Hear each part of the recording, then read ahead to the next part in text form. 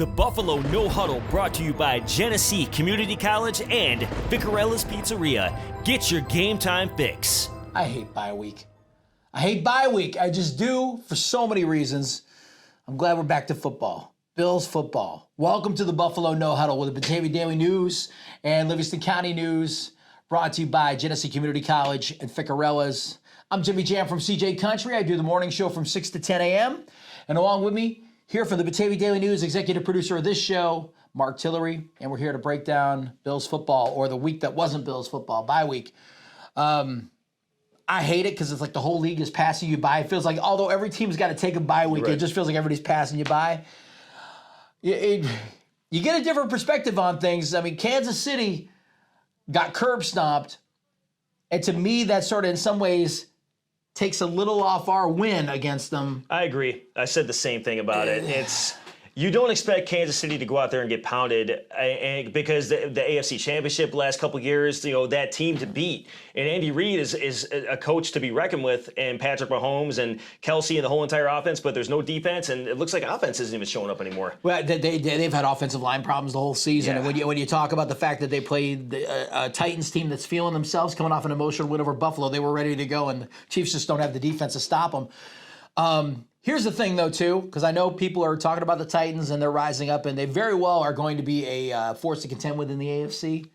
But to me, it's like we're a slip quarterback sneak away from winning that game, and then this isn't really a story. Right. So we'll have to see how it all plays out going forward and how the Bills will adjust and get ready for the next time they play them and stuff like that. But it's not like they were never in that ball game. They were in that ball game the whole way, and it was close. And it's not. It was a roller coaster, like we said. It was going to be a roller coaster, and Titans are definitely a tough squad. I mean, but like you said, when it goes back to Kansas City, it takes the wind out of your sails a little bit, because we pounded that Kansas City team. Buffalo pounded them, and the Titans went in and did the same thing. But neck and neck, Buffalo and Tennessee are just those teams that are going to meet again. And it's going to be another explosive game. Could meet again. I mean, we saw the emergence of the Bengals really starting to show themselves. Yeah, we don't really know who they are yet. I mean, you can kind of look at them and say, okay, this, that. Joe Burrow's impressed me from the first season, to be honest with you. And now in year two, he's growing within that role. It's a talented team, and Lamar Chase is ridiculous. I went out and bought rookie cards because I'm like, this guy's blowing it up. He just is blowing it up. You got the Ravens. Shocking the Chargers, although that could be a bad day at the office. We've talked about this, and if you're an older Bills fan like me, you remember the Bills during their Super Bowl runs in the 90s. They could go into Kansas City on Monday night and get waxed 33-6 and still end up winning the thing and going to the Super Bowl. So, I mean, you take it with a grain of salt. Could have just been a bad day at the office for L.A. Right, and I'm over-exaggerating here, but, there's times I've called this guy with tears in my eyes about what's Buffalo going to do this season. And, you bring it back to the great teams that just lose to teams during the season. It's any given Sunday, any given game day, and that's how the NFL is. So, we might see a team get I'd love to see Arizona get dethroned. Talk about a team getting dethroned. They are very full of themselves right now, but like you said, they haven't played a tough AFC team yet. I don't know what I don't know about until I see him against some common opponents. It's hard to say where Arizona stands and where it is, but there's no doubt that J.J. Watt's an emotional leader over on that side, and they've got some weapons, they got some things going on right now, and they are the class of the NFC at the moment. If you were going to pick your top three AFC teams right now, who do you got?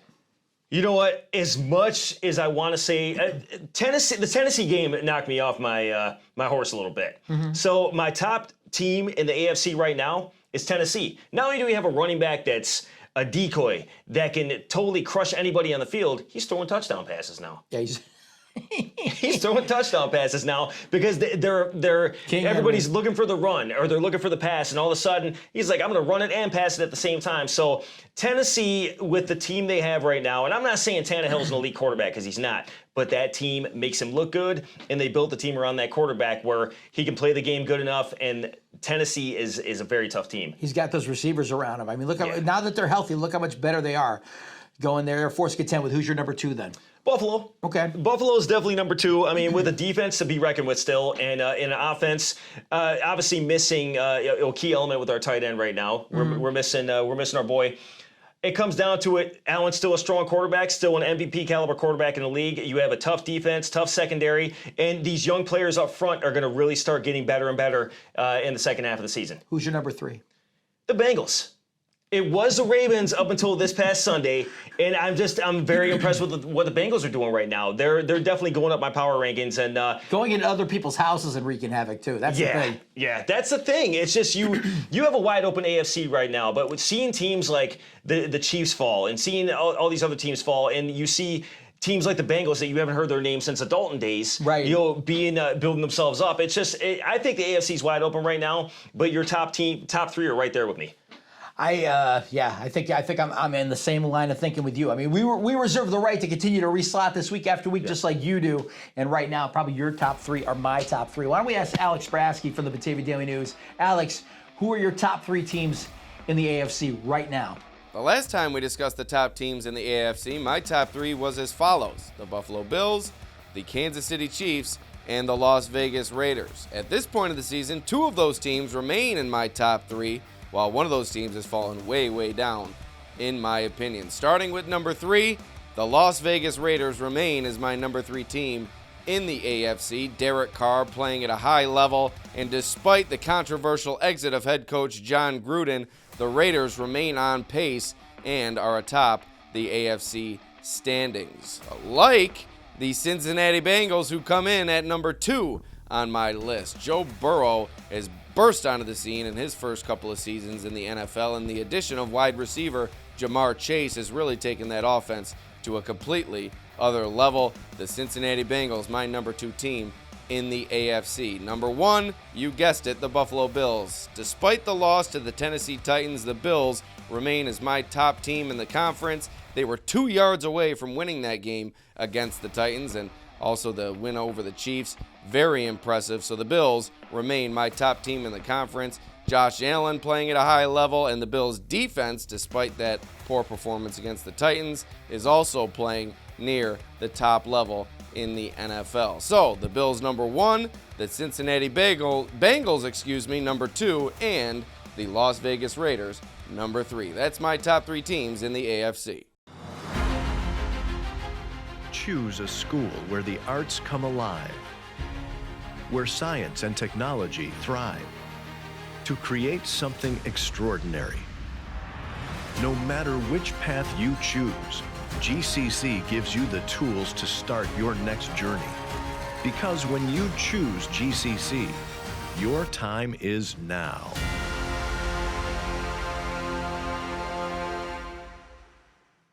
All right, Alex, we're coming right back to you in a little bit. I want to talk about, as we look at the bye week, it's not really the exact half point of the season. It's not. But it's the sort of the pause in the season. You look back at what happened and what transpired. And it's easy to maybe look at what the most valuable player was on the team, or, maybe the area that needs the most work, or that type of thing, or whatever. Who is your unsung hero on the Bills so far this season that's been part of their success? Who's the unsung hero? I mean, no matter what, you definitely want to give it to defense. The defense as a whole has been my unsung hero because they've kept Buffalo in the game quite a few times. I mean, don't get me wrong, we have a high-powered offense. Buffalo has a very high-powered offense, but I love the defense. I love how they play with heart. I love how that secondary is just out there making plays and making those Deion Sanders-esque plays every game, man. There's something going on with that defense, and they impress me. That Tennessee game didn't sway you at all, though. He has a lot of points to give up in that loss. Look, Tennessee's a tough team. There's a lot of points to give up, but there's a lot of things the offense could have done. We don't have a running game where we could have combated what Derrick Henry was doing. We weren't back and forth on the field with the running game. 31 points, though. I mean, that should get you a win most times. I agree, but when it comes down to it, the defense has definitely been, 2 shutouts this season. Yeah. And we can debate back and forth with what, because I would love to say the offense, I would love to say Josh Allen, I would love to be that person right now saying that. Right. But what it comes down to is I think the defense has just been impressive. They got 2 shutouts. The secondary just keeps getting better and better. And like I said, that front line they're gonna cause some nightmares in the next couple weeks. I'm gonna go with my unsung hero so far, Tyler Bass. There may be maybe 1 or 2 kickers in the league that may have a stronger leg, slightly stronger leg, but right now, this year, who's most consistent? He's missed 1 field goal so far, made all his PAT attempts, and yes, will he miss a couple down the stretch? Probably will. With the number of games they have left, it'll happen again. But nonetheless, Bass-O-Matic has been just that. He is one of the league's best in accuracy, and I think in another couple years, if he keeps this up, he will be statistically the league's most accurate kicker. Alex, who's your unsung hero for the Bills so far this season?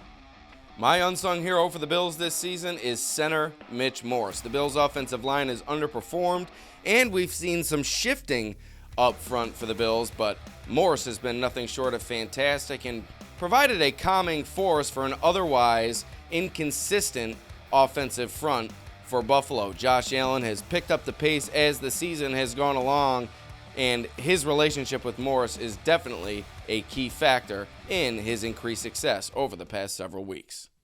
All right, let's talk about it. Bills, Dolphins at Highmark on Sunday, Halloween. They're going to be in their costumes. They're going to be in their throwbacks, which is nice. Always love the standing buffalo.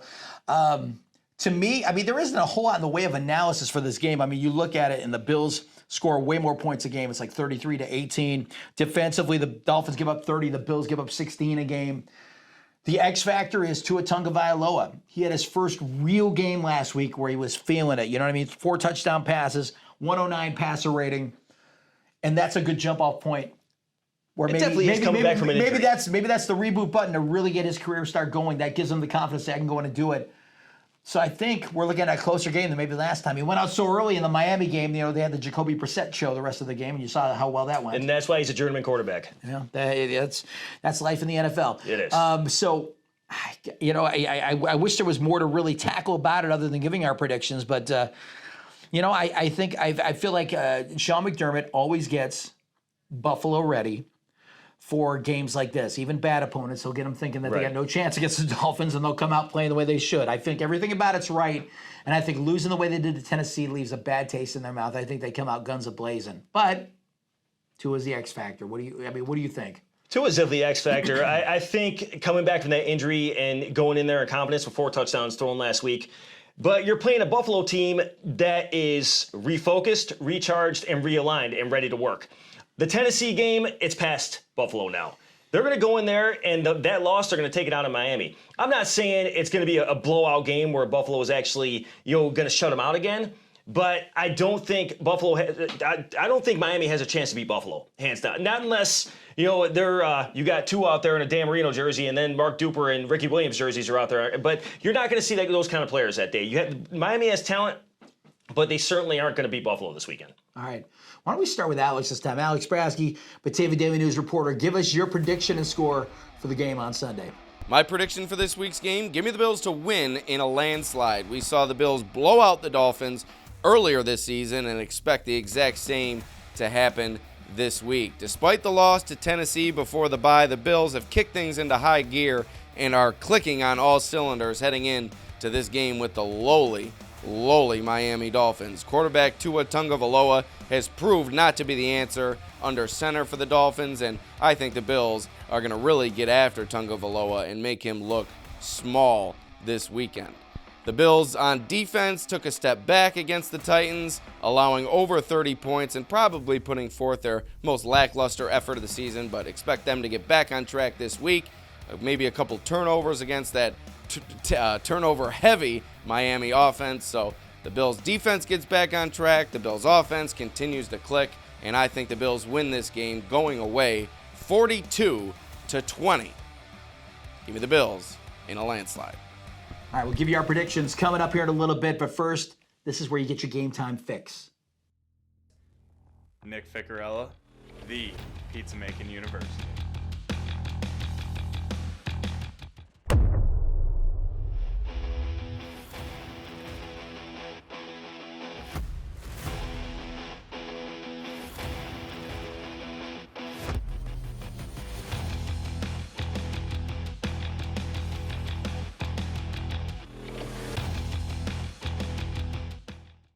All right, Alex, Marc, Tillery, your prediction and score, because I'm still trying to figure out a score in my head, so I'm sort of vamping and waiting for you to... Like I said, refocus, recharge, realign, back to work. Buffalo is going to win this game this week. I don't like that Dawson Knox is out.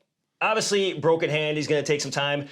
Tommy Sweeney had a touchdown last week, though. Hey, the Sweeney kid. Yeah, I love the Sweeney kid. We got Tommy Sweeney that's going to come in and play a great role, but you have all these weapons that are going to step up, but they also need to show up. Yeah. The defense needs to show up. You don't take this Miami team lightly. Any team can get beat on any given game day. That's all there is to it. Offense definitely needs to continue what they did. They don't need to take that. They need to move past Tennessee, which I'm sure they have, and they're ready to go. And Tim Curry said it best. Anything can happen on Halloween, but I assure you, and I got a box of macaroni and cheese on this, that the Dolphins will not win this game. They might try to keep it close for a while in the first half, but they're definitely not going to. So bottom line, I got Bills over Miami, 31-17. Now macaroni and cheese, great. Here's a statistic that may surprise you, because I've put Devin Singletary in the doghouse a couple times this season with the Better Luck Next Time award. He's 5.3 yards a carry. It's not like he's a 1,000-yard rusher, but he's 5.3 yards a carry. I thought that was pretty significant. We just got him to hang on to the ball. With a great team, we got to find somebody to pick on, though. And unfortunately, some of the good players. But, I mean, if Buffalo's playing that good where we have to go after a guy with 5.3 yards carry for seriously, bro, or Better Luck Next Time, True. then I'll take it. All right. I'll definitely take it. Here's what I'm thinking. I'm literally coming up with the score in top of my head right now, looking for inspiration. I think Tua keeps things close, but I think Buffalo once again will put up 35. And it's going to be 17 for the Dolphins, though. They will show out. It'll be close, maybe for a quarter or two. But I think Buffalo will do what they got to do and get their business handled. The only thing that will change this, and I'm putting that caveat out there now, forecast on Sunday for rain. Okay. That could slow the track down, so to speak. We could have a couple turnovers you weren't seeing coming. Right. It's going to be colder. We saw how the ball can sail on Josh a little bit when he got to get used to the grip and feel of it. I mean, it happens. It does. It's life in the NFL. So yeah, I'm going to say, but all things considered, I'm going to say 35-17. And the Bills will get a win and continue at 5-2. And this might be the first time you predicted more points than I have with Buffalo this season. It is. It absolutely is. All right. So yeah, I kept it safe around 31. I hope they score 51. Let's see what happens. But I honestly think Buffalo's going into there. They're going to continue the streak of beating Miami and. Just move on to next week already. Wow. That is going to do it for the Buffalo No-Huddle. I'm Jimi Jamm from CJ Country. Listen mornings, please, 6 to 10, because that macaroni and cheese cost money. Marc Tillery here for the Batavia Daily News, producer of this show, and the Livingston County News, producing all this fine stuff that you see, all the lights and bells and whistles and the sound and all that stuff, everything happening here. All right, and for Alex Brasky, we will say goodbye. We'll talk to you next week at Thursday night at 7. Every new video comes out. And by the way, like and subscribe. Give us likes, subscribe on the Daily News page, and show it some love, okay? And we'll talk to you next Thursday. And until then, go Bills.